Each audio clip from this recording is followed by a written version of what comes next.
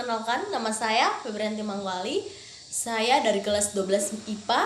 Di sini saya akan menjelaskan tentang tugas biologi. Apa itu? Yaitu perkembangan dan pertumbuhan biji kacang hijau di dua tempat yang berbeda.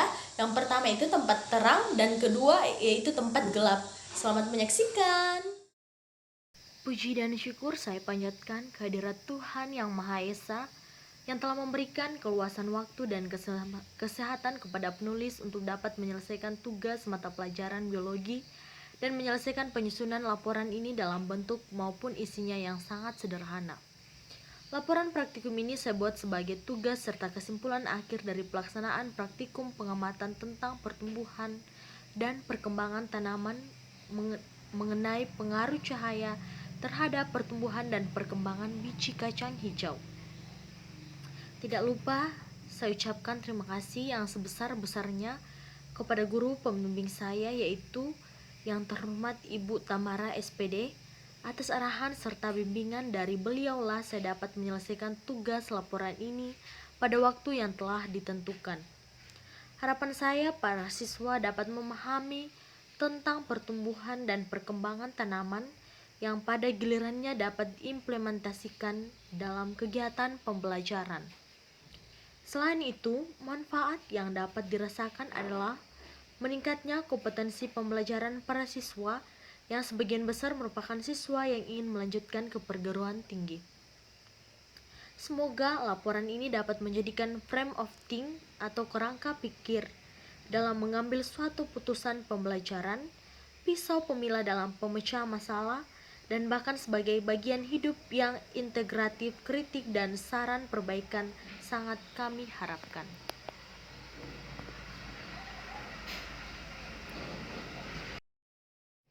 Kita mulai dari yang bab pertama, yaitu pendahuluan. Yang pertama yaitu latar belakang. Tumbuhan adalah makhluk hidup yang mempunyai ciri sebagaimana makhluk hidup lainnya. Salah satu ciri tumbuhan adalah mengalami pertumbuhan dan perkembangan. Pertumbuhan pada tanaman dapat dilihat dari makin besarnya suatu tanaman yang disebabkan oleh jumlah sel yang bertambah banyak dan bertambah besar dan bersifat tidak dapat dibalik atau irreversible. Selain tumbuh, tanaman juga mengalami perkembangan. Perkembangan adalah peristiwa biologis menuju kedewasaan, tidak dapat dinyatakan dengan ukuran, tetapi dengan perubahan bentuk tubuh atau metamorfosis dan tingkat kedewasaan. Pertumbuhan dan perkembangan merupakan dua proses yang berjalan secara simulatif atau pada waktu yang bersamaan. Perbedaannya terletak pada faktor kuantitatif karena mudah diamati, yaitu perubahan jumlah dan ukuran. Sebaliknya, perkembangan dapat dinyatakan secara kualitatif karena perubahannya bersifat fungsional. Tumbuhan yang masih kecil belum lama muncul dan biji dan masih hidup dari persediaan makanan yang terdapat di dalam biji yang dinamakan kecambah atau plantula. Awal perkecambahan dimulai dengan berakhirnya masa dormasi. Masa dormasi adalah berhentinya pertumbuhan pada tumbuhan dikarenakan kondisi lingkungan yang tidak sesuai.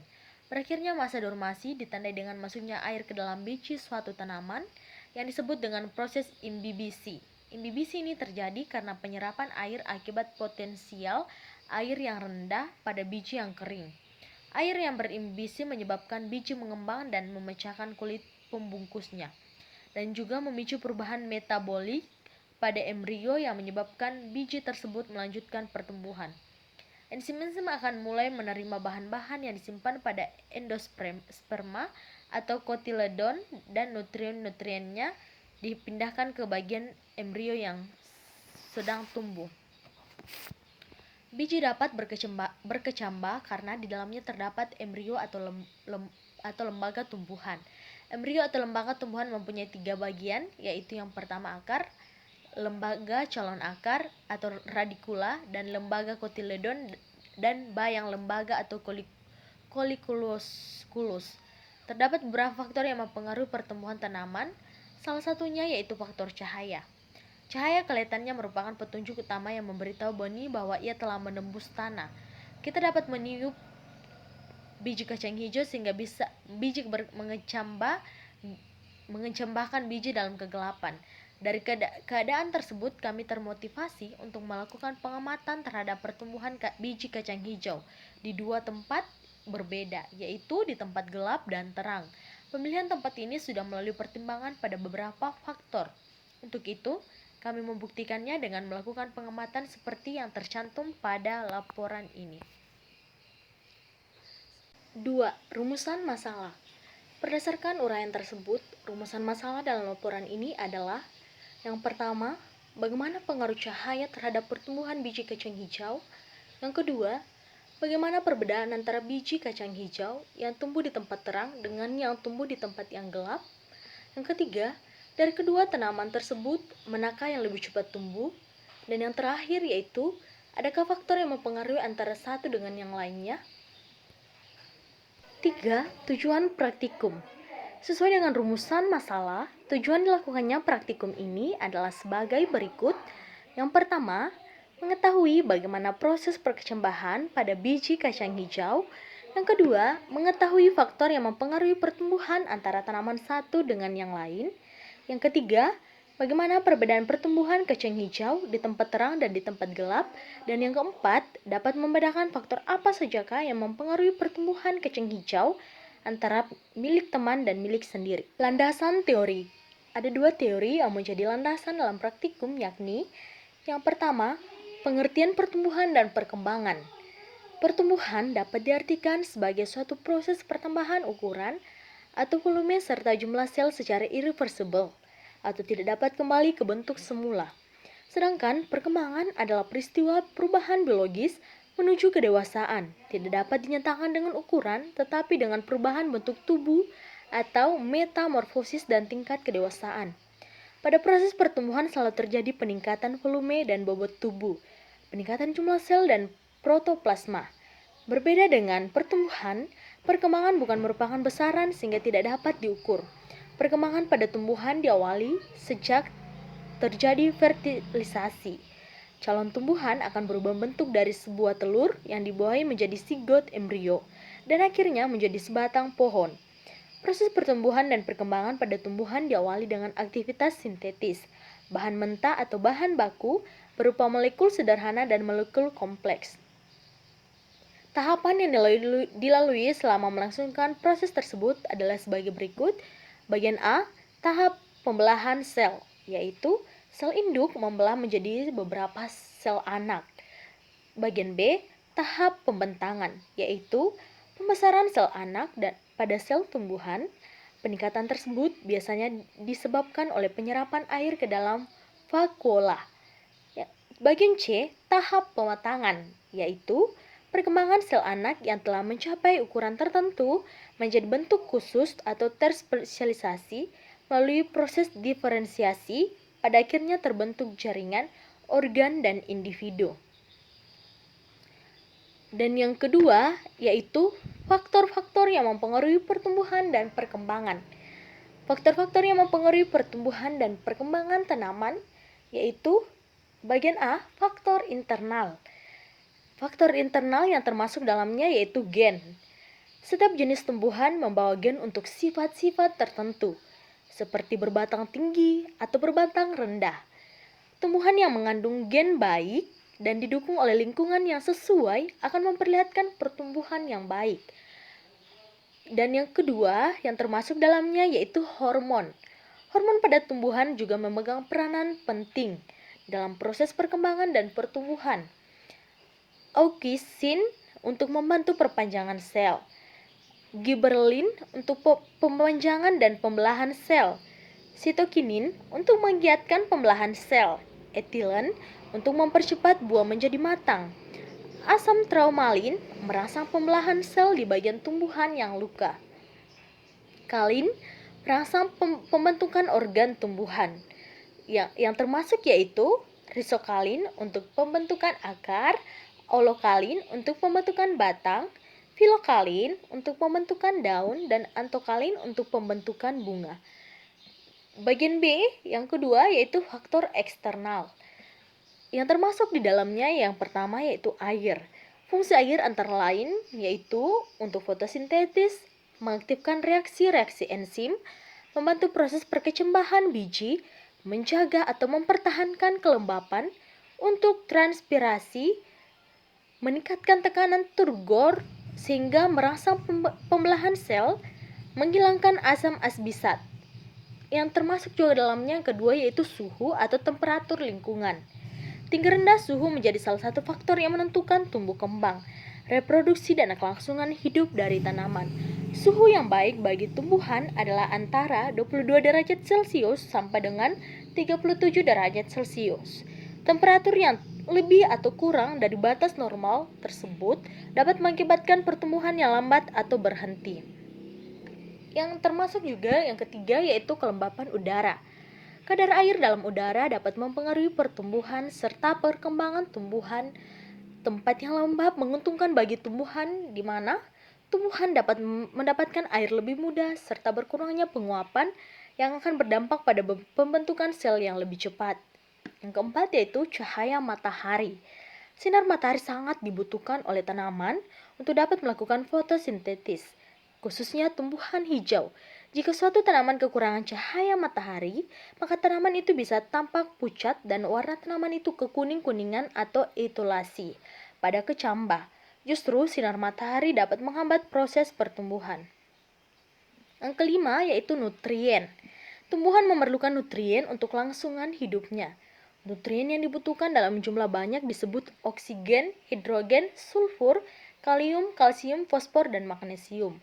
Sedangkan nutrien yang dibutuhkan tumbuhan dalam jumlah sedikit disebut unsur mikro atau mikronutrium. Contoh unsur mikro adalah klor, besi, boron, mangan, seng, tembaga, dan molibdenum. Kekurangan nutrien di tanah atau media tempat tumbuhan hidup menyebabkan tumbuhan mengalami defisiensi. Defisiensi mengakibatkan tumbuhan menjadi tumbuh dan berkembang dengan tidak sempurna. Yang keenam yaitu kelembapan. Kelembapan ada kaitannya dengan laju transpirasi melalui daun. Karena transpirasi akan terkait dengan laju pengangkatan air dan unsur hara terlarut, jika kondisi lembab dapat dipertahankan akan banyak air yang diserap dan lebih sedikit yang diuapkan. Kondisi ini mendukung aktivitas pemanjangan sel, sehingga sel-sel lebih cepat mencapai ukuran maksimum dan tumbuhan membesar. Alat dan bahan yang perlu disiapkan dalam penanaman biji kacang hijau yaitu yang pertama, kacang hijau, yang kedua, kapas, yang ketiga, gelas plastik, dan yang keempat yaitu spidol untuk memberikan label. Prosedur kerja dalam penanaman biji kacang hijau yaitu langkah pertama yaitu siapkan gelas plastik kosong. Yang kedua, masukkan kapas ke dalam gelas plastik tersebut. Yang ketiga, masukkan kira-kira 6 biji kacang hijau ke dalam gelas tersebut. Yang keempat, semprotkan air hingga basah ke gelas tersebut, kira-kira 4 kali semprot sampai kapas tersebut basah. Dan yang kelima yaitu tambahkan label dengan tulisan gelap dan terang untuk membedakan di mana kita meletakkan kedua gelas tersebut.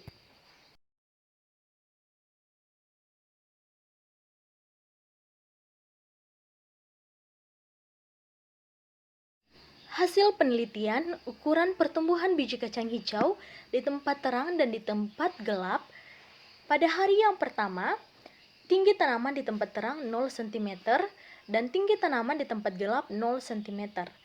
Hari yang kedua, tinggi tanaman di tempat terang 0,1 cm dan tinggi tanaman di tempat gelap 2 cm. Pada hari ketiga, tinggi tanaman di tempat terang 4 cm dan tinggi tanaman di tempat gelap 8 cm. Hari yang keempat, tinggi tanaman di tempat terang 7,5 cm dan tinggi tanaman di tempat gelap 13 cm. Hari yang kelima, tinggi tanaman di tempat terang 11 cm dan tinggi tanaman di tempat gelap 20 cm. Hari yang keenam, tinggi tanaman di tempat terang 13 cm dan tinggi tanaman di tempat gelap 24 cm. Dan hari yang ketujuh, tinggi tanaman di tempat terang 14 cm dan tinggi tanaman di tempat gelap 26 cm. Yang kedua yaitu pembahasan. Dari hasil pengamatan tersebut, dapat saya simpulkan bahwa perbedaan perlakuan terhadap tanaman biji kacang hijau akan mempengaruhi pertumbuhannya, yaitu yang pertama, Cahaya merupakan faktor eksternal yang sangat berpengaruh terhadap pertumbuhan biji kacang hijau. Cahaya yang banyak atau cahaya terang membuat tumbuhan tumbuh dengan baik dan normal. Sedangkan cahaya yang lemah atau tidak ada cahaya membuat tumbuhan tumbuh abnormal. Kedua, perbedaan perlakuan terhadap tanaman biji kacang hijau menyebabkan beberapa perbedaan terhadap pertumbuhannya. Tanaman kacang hijau yang ditempatkan di tempat terang tumbuh dengan normal. Hal ini ditandai dengan warna daun yang hijau dan batang yang kokoh. Tanaman kacang hijau yang tumbuh di tempat gelap akan tumbuh abnormal. Hal ini terlihat dari daun yang cenderung berwarna kuning, serta batang yang layu. Pada tanaman yang tumbuh di tempat gelap, batangnya cenderung bengkok. Bengkoknya tanaman ini menandakan masih adanya cahaya yang mengenai tanaman tersebut, sehingga tanaman tersebut tumbuh ke arah datangnya cahaya. Yang ketiga, pada dua percobaan yang telah dilakukan, diketahui bahwa tanaman biji kacang hijau yang tumbuh di tempat gelap lebih cepat pertumbuhannya. Tanaman biji kacang hijau yang di tempat gelap memiliki batang yang tinggi dibandingkan tanaman yang tumbuh di tempat terang. Gejala ini disebut dengan etiolasi. Kesimpulan, dari hasil penelitian yang telah saya lakukan, dapat disimpulkan bahwa tanaman biji kacang hijau yang tumbuh di tempat gelap dan tempat terang mempunyai perbedaan. Tanaman biji kacang hijau yang berada di tempat terang pertumbuhannya akan lebih lamban. Hal ini terlihat dari tinggi batangnya yang jauh berbeda dibanding tanaman biji kacang hijau yang tumbuh di tempat gelap. Walaupun keduanya mendapat perlakuan yang sama. Selain itu, tanaman kacang hijau yang tumbuh di tempat terang, daunnya akan berwarna hijau dan tebal, serta memiliki batang yang kokoh dibandingkan tanaman yang tumbuh di tempat gelap. Tanaman biji kacang hijau yang tumbuh di tempat gelap mengalami peristiwa etiolasi. Hal inilah yang menyebabkan pertumbuhannya lebih cepat dibandingkan tanaman yang tumbuh di tempat terang. Dan yang terakhir yaitu saran. Dalam melakukan pengukuran terhadap tanaman biji kacang hijau, diperlukan ketelitian agar data hasil pengamatan lebih akurat, yaitu dengan menggunakan alat pengukuran yang sama dan waktu pelaksanaan pengukuran yang terjadwal dengan baik. Selain itu, sebelum melakukan percobaan, hendaknya periksalah dulu bibit atau biji kacang hijau yang akan digunakan agar mengurangi risiko tanaman yang tidak tumbuh.